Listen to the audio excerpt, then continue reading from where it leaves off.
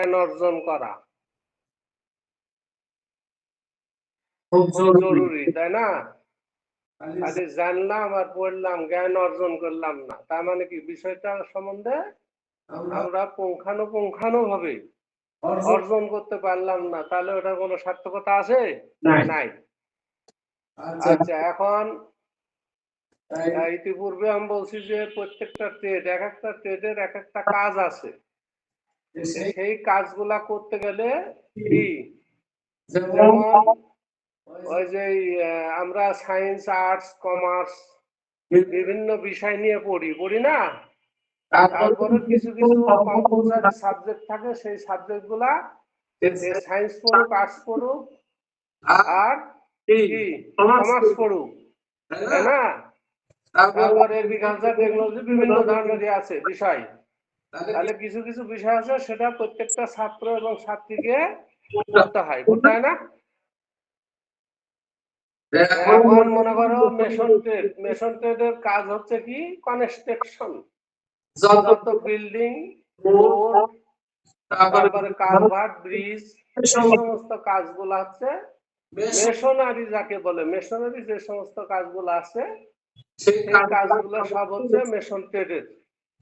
ইতিপূর্বে যেটা আমরা পড়াইছি, ইট, বালি, সিমেন্ট, এই সমস্ত বিষয় আমরা পড়াইছি, আরো কিছু ক্লাস বাকি আছে, সেগুলো আমরা পড়ছি। আচ্ছা, মেশন ট্রেড বিল্ডিং বানাবো, তাহলে ওখানে আবার জরিপের কাজ কার? সার্ভেয়ার এবং ড্রাফটসম্যানের। তাহলে ওই মেশন ট্রেডের কি ওখানে পরিমাপ সম্বন্ধে জানা লাগবে না? অবশ্যই জানা লাগবে। কি জানা লাগবে না? জানা লাগবে। তাহলে পরিমাপ জানতে গেলে ওই অল ট্রেডকে জানতে হবে পরিমাপ সম্পর্কে। ক্লিয়ার? আবার ম্যাপের কাজ কার? সার্ভেয়ার, মানে ভূমি জরিপ, মরিপ, এই সমস্ত কাজ আছে।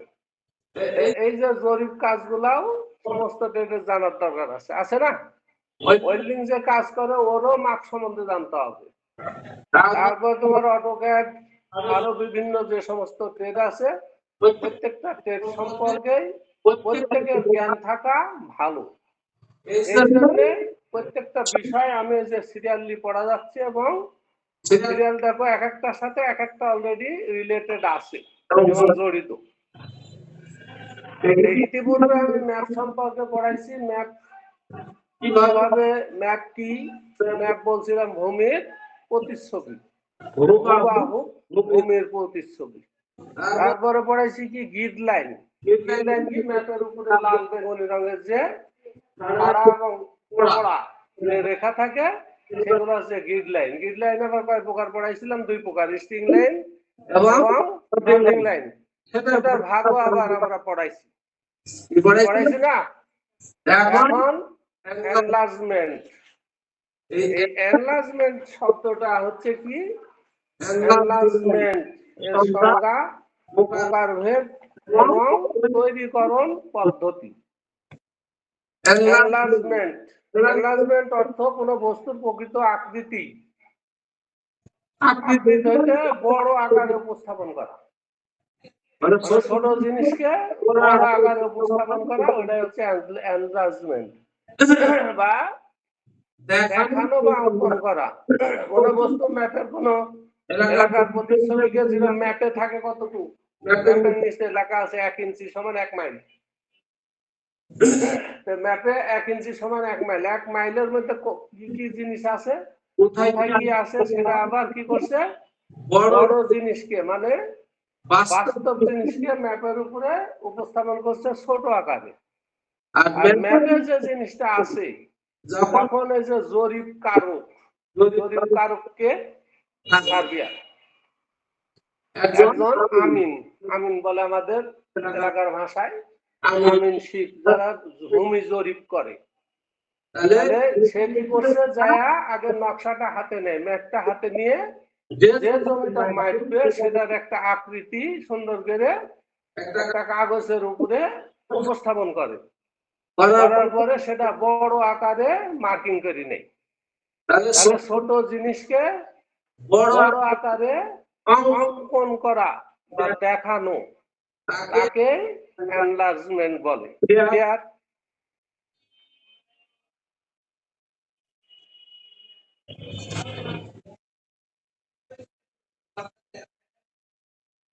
এখন এনলার্জমেন্ট করার উপায়, এনলার্জমেন্ট করার উপায় কয়টা? 4টা।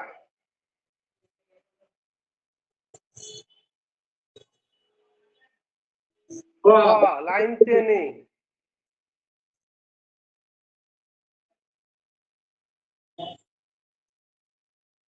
খ প্রপোর্শনাল কম্পাসের সাহায্যে, গ মেশিনের সাহায্যে, ঘ রাফ পেপারের সাহায্যে।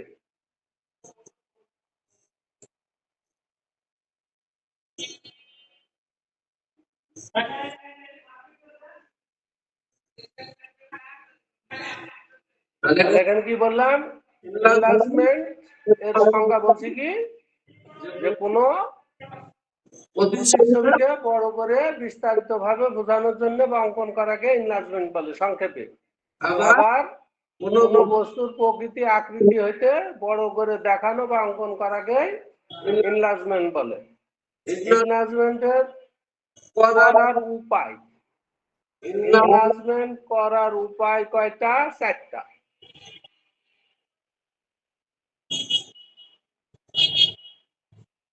ক লাইন টেনে, খ প্রপোর্শনাল কম্পাসের সাহায্যে,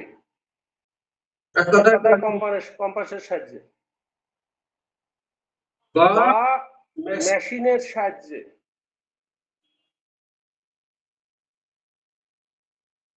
ঘ রাফ পেপারের সাহায্যে।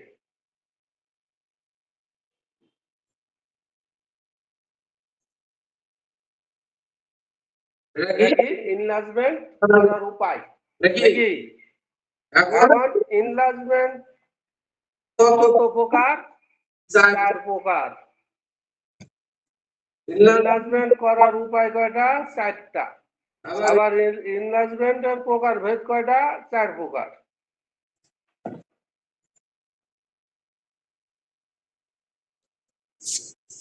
4 প্রকার কি কি?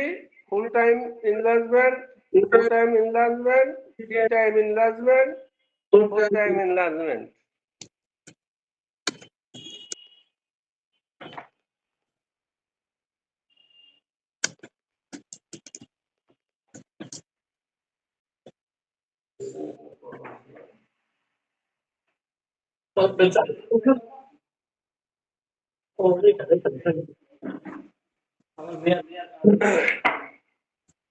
এনলার্জমেন্ট করার উপায় কয়টা?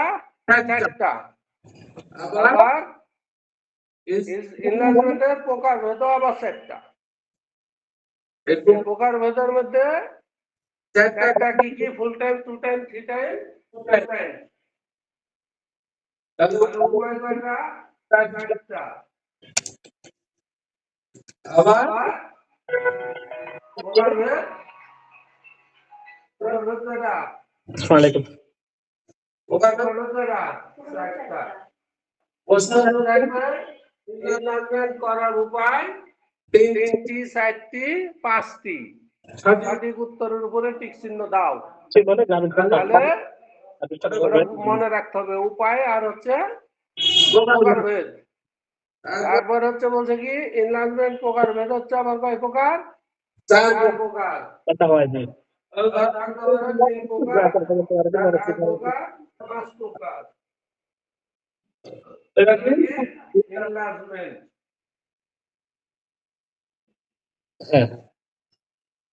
এনলার্জমেন্টের বাংলা কি? ওইটাই এনলার্জমেন্টের বাংলা কি? পরে ওই টাকা দেশে আর ব্যবহার করতে হবে। এনলার্জমেন্ট ইংরেজি কথা না? আচ্ছা, বর্ধিতকরণ।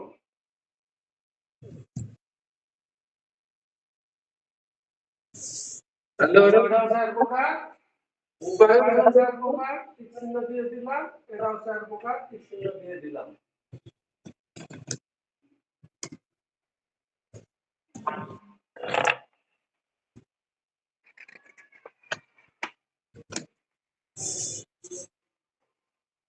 প্রশ্ন থাকতে পারে ম্যাপ কি, ম্যাপ বলতে কি বুঝো, ম্যাপ কাকে বলে?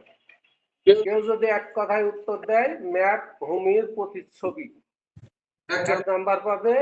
কেউ যদি লেখে ম্যাপ কোনো ভূমির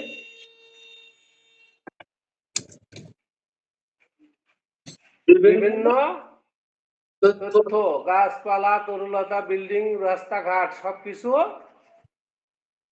ম্যাপের উপরে বা শীটের উপরে উপস্থাপন করা হয়, তাকে ম্যাপ বলে। সেও একই পাবে। অর্থাৎ ম্যাপ ভূমির প্রতিচ্ছবি, ম্যাপের যা আছে ভূমিতেও তাই আছে, আবার ম্যাপে ভূমিতে যা আছে ম্যাপেও সেটা আছে। এখন দেখা যায় যে ম্যাপ তৈরি হয়েছে কত সালে?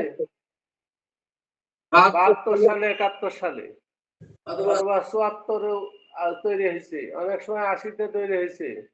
এই যে 80 সালে যে জায়গায় ছোট্ট একটা মসজিদ ছিল, ওই জায়গায় দেখা যাচ্ছে যে এখন একটা বিশাল মাদ্রাসা এবং মসজিদ হয়ে গেছে। তারপরে ওখানে একটা বট গাছ ছিল বড় আকারে, রাস্তার মোড়ে ওই বট গাছ এখন নাই। রাস্তা ছিল সিঙ্গেল, এখন হয়ে গেছে ডবল। এরকম আছে না? তবে এরকম কিছু কিছু জিনিস বর্তমান ম্যাপে নাই। ঠিক আছে? তাহলে ম্যাপ হচ্ছে ভূমির প্রতিচ্ছবি, ম্যাপ হচ্ছে, তারপর হচ্ছে কি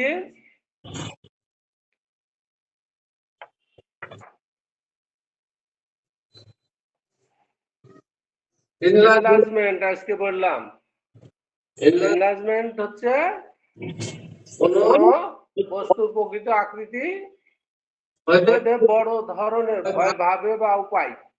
একটা হচ্ছে লাইন টেনে, একটা হচ্ছে কম্পাসের সাহায্যে, মেশিনের সাহায্যে, রাফ পেপারের সাহায্যে। তারপর হচ্ছে এনলার্জমেন্ট 4 প্রকার: ফুল সাইজ, 2 টাইম, 3 টাইম, 4 টাইম। এতটুকু জানলেই হবে।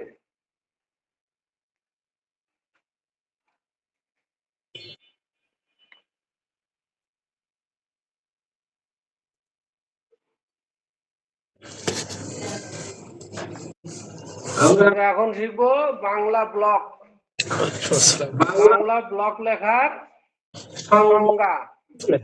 বাংলা অক্ষর বা লেখাগুলোকে নির্দিষ্ট মাপনীতে নিয়ম অনুযায়ী সুন্দরভাবে ডবল লাইনে ছাপাবার অক্ষরের ন্যায় লেখার পদ্ধতিকে বাংলা ব্লক লিখন বলে। এখন সচরাচর যে লেখা আমরা লিখি সিঙ্গেল লাইন, যখন ডবল লাইনে আমরা করতে যাই তখন একটা নির্দিষ্ট মাপনী থাকে। এই মাপনীতে আমরা কি করি, ব্লক আকারে সেটা লিখি। সেটা কিরকম?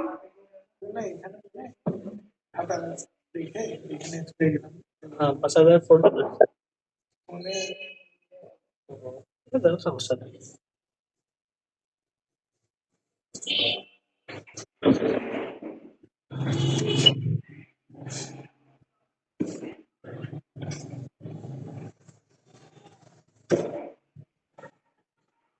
ডবল লাইনে আমরা লিখি না, অনেক সময় সৌন্দর্যের জন্য লিখি নাকি?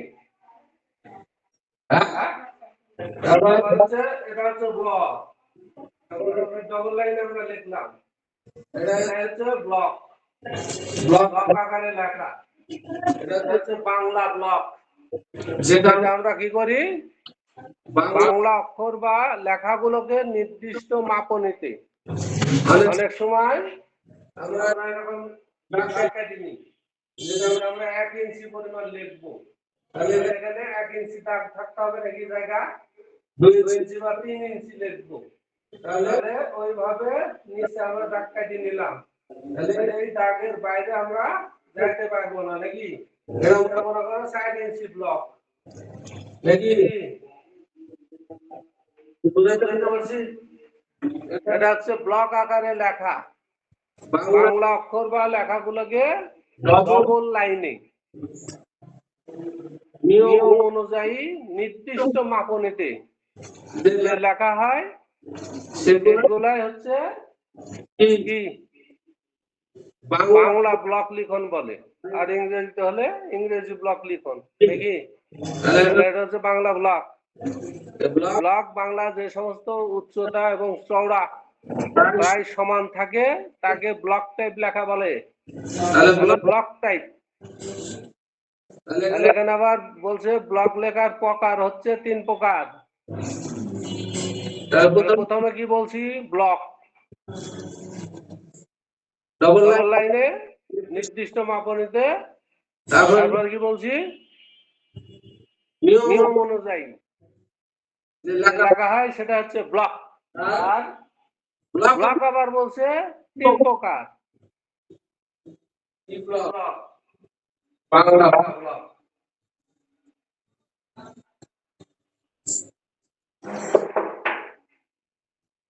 বিশেষ করে এটা সার্বিয়ান ডাস্টবিনের ক্লাস, তারপরে এটা সবার জন্য প্রযোজ্য। ব্লক হচ্ছে কত প্রকার? 3 প্রকার। তাহলে কি কি? Block type, flat type, narrow type.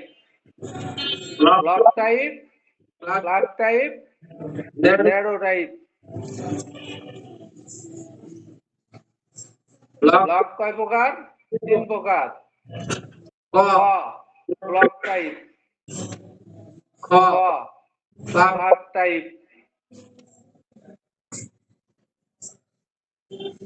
গ ন্যারো টাইপ। সেগুলো হচ্ছে ব্লক টাইপ লেখা বলে। যে সমস্ত লেখার উচ্চতা এবং কি প্রস্থ সমান থাকে সেটা হচ্ছে ব্লক টাইপ। আমরা লিখলাম, মনে করো নাকি?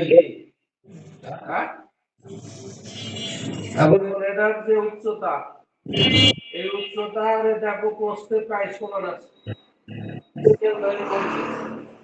যারা গাছটা ছাড়বে তারা কি করে? আগে পেন্সিল দিয়ে এরকম দাগ কাটে। দাগ কাটে না? দাগ কাটে যারা কি বলে আর্টিস্ট ম্যান, দাগ কাটে। দাগ কাটার পরে এর মধ্যে মনে করো অক্ষর লেখে। অক্ষর লেখলো, অটোমেটিক অক্ষর দেখা যায়। তারপরে মানে যে মাঝখানের পেন্সিল গুলা ফেলে অক্ষর অলরেডি তখন ফুটে ওঠে। মাঝখানে তখন এই অক্ষর আর দেওয়ার প্রয়োজন হয় না। ঠিক না? দেখো ইংরেজি অক্ষর একটা আমি লিখছি, এই লিখছি না? তাহলে এখন এই যে বুঝে ফেলা দিলে অটোমেটিক দেখো অক্ষর হয়ে গেছে। কি হয়েছে না?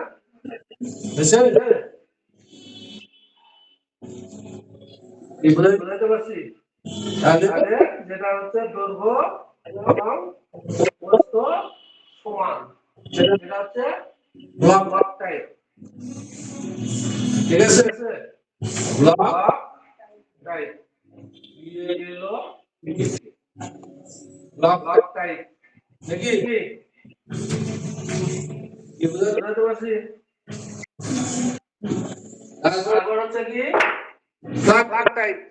ফ্ল্যাট টাইপ কোনগুলা? যে সমস্ত লেখার উচ্চতা কম, চওড়াই বেশি। উচ্চতা কম, চওড়াও বেশি। তাহলে ওটা দেখালাম আমি, উচ্চতা এবং চওড়া সমান।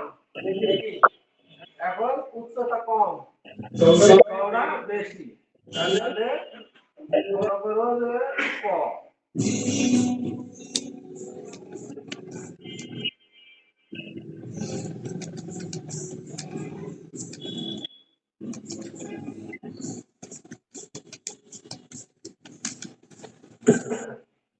উচ্চতা চেয়ে চওড়া বেশি না? হ্যাঁ? তাহলে এটা কি ফ্ল্যাট টাইপ? ওটা হচ্ছে কি ফ্ল্যাট টাইপ। ফ্ল্যাট পয়লে আকার তো। তারপর হচ্ছে কি ন্যারো টাইপ। যে সমস্ত লেখার উচ্চতা বেশি, চওড়া কম, তাকে ন্যারো টাইপ। তাহলে প্রথম বলছি কি উচ্চতা এবং প্রস্থ সমান, এটাই ব্লক টাইপ। তারপরে বলছে কি উচ্চতা কম চওড়া বেশি, কি ফ্ল্যাট টাইপ। এখন আবার বলছে যে সমস্ত লেখার কি উচ্চতা বেশি চওড়া কম, চওড়া কম। নম্বর মনে করো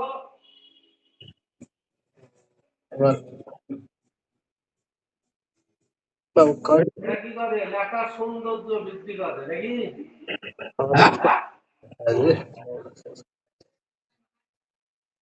ঠিক আছে। তারপর হচ্ছে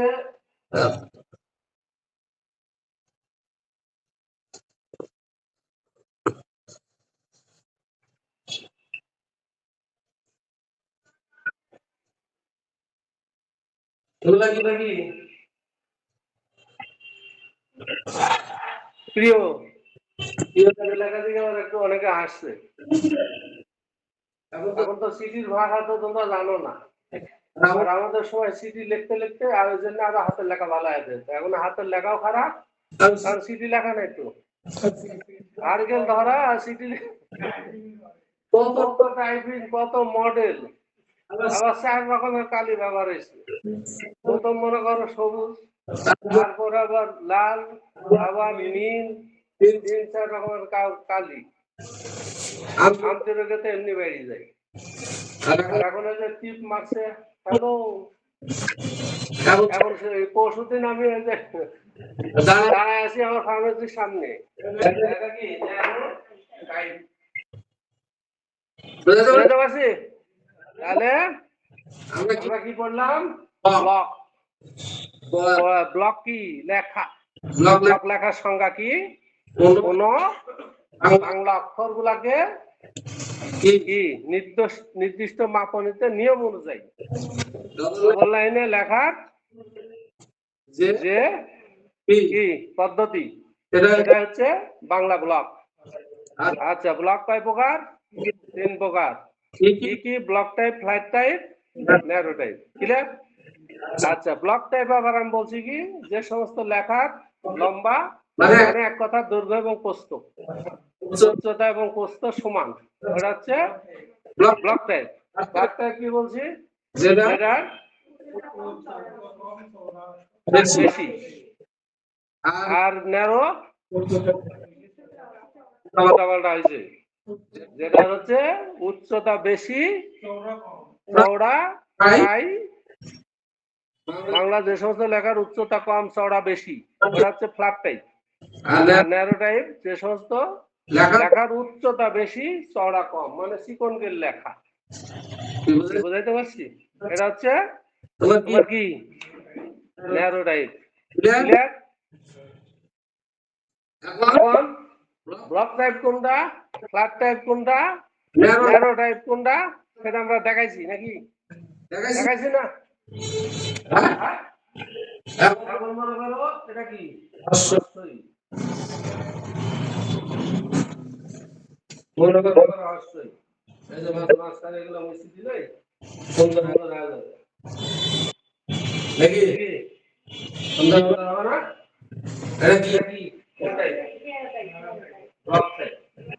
উচ্চতা বেশি, মাপতে হবে, এই যেখান থেকে এটা মাপবো, আর এখান থেকে এটা সীমানা ধরতে হবে।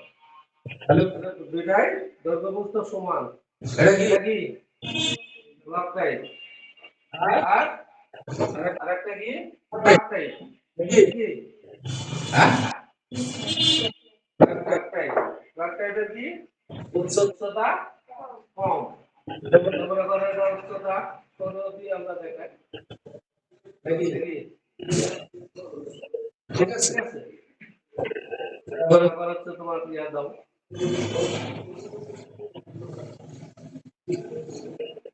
ঠিক আছে, এগুলো মিশিয়ে দিলেই হয়ে যাবে। এটা কি আয়তনে বেশি উচ্চতায় কম। তারপর হচ্ছে কি ন্যারো টাইপ। ন্যারো টাইপ, তাহলে ন্যারো টাইপের মনে করো তুমি যাই যাও আশ্রয় দিয়ে আমরা বোঝাই দেখি কি হ্যাঁ হচ্ছে সদাও ঠিক আছে ঠিক আছে বুঝতে বুঝতে কম এটা হচ্ছে ন্যারোটাইপ ক্লিয়ার বলতো গলা হ্যাঁ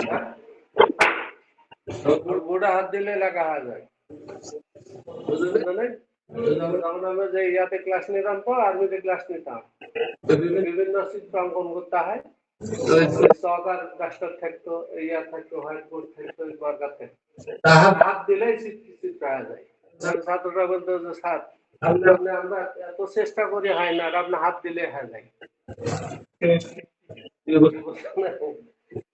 ঠিক আছে